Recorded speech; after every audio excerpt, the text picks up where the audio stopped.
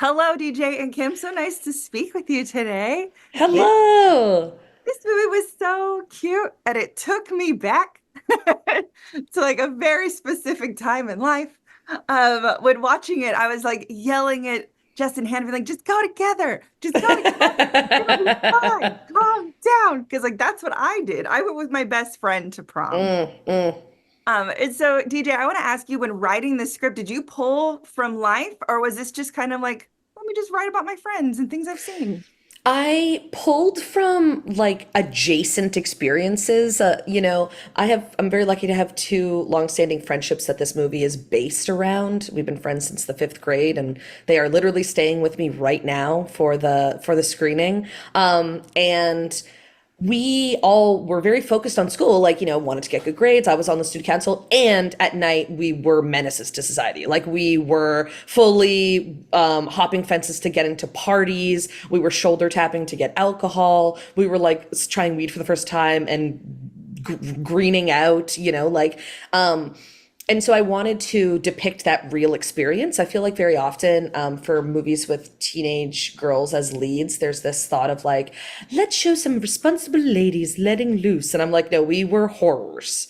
We were horrible, like we were like at a bonfire in a ravine jumping over a fire. Like, so I'm like, let me show the insanity that is teen girlhood in all of its forms. And of course, those things were exacerbated for the movie and to make some fun set pieces. But yes, I've definitely as a teenager snuck into a frat with a fake ID and went to a frat party. So there's lots of real life stuff, glimpses of real life stuff in there. The Of stuff in nowhere. the film wasn't exaggerated. It was actually downplayed. DJ was way worse. Yes, I love it. yes, I grew up in the middle of nowhere, so like me in the woods and my friends, like, and we'll never talk yes. about what happened there. You know what No, I and I was like straightening my bangs to stand in the woods. Why was I doing that? Why was I doing mean? that? We all had people we wanted to impress. We were Yes, doing things for no reason. yes. Kim, what was your high school experience like? Were you reading the script? You're like, oh, yes, this is us. Let's go.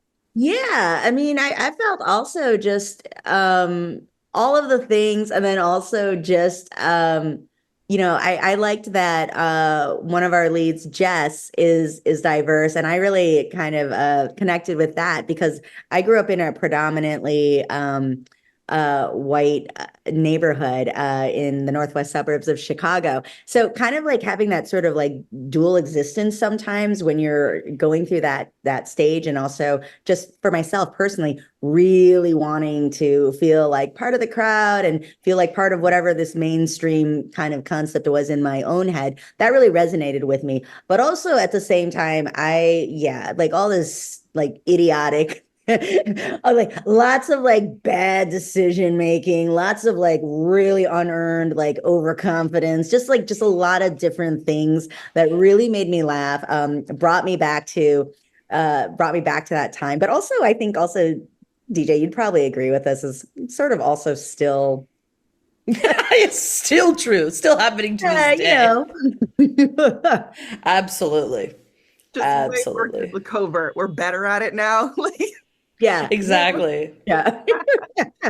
and then did either of you have like a favorite page to screen moment? Like DJ, maybe when you were writing, you were like, oh, this is going to be so nice. But then when you saw it, you're like, this is better than I ever imagined. Okay, so I have one like sweet and genuine answer, and then one kind of like it's true but like more funny answer, but it was the first thing that came to my mind. The sweet one is I really think Kim absolutely aced, well, the whole movie, but when Jess and Hannah come together again at the end of the movie, you really feel that friendship, and they're just like it's very just like well and simply shot, and the friendship rises to the top. And you really feel that moment emotionally. And it's still funny, and it's still beautiful, and it's still fun to watch. I think Kim just did an excellent job. And then also writing the scenes of the dog pressing the buttons. I was like, well, sorry to the director that has to work with the dog.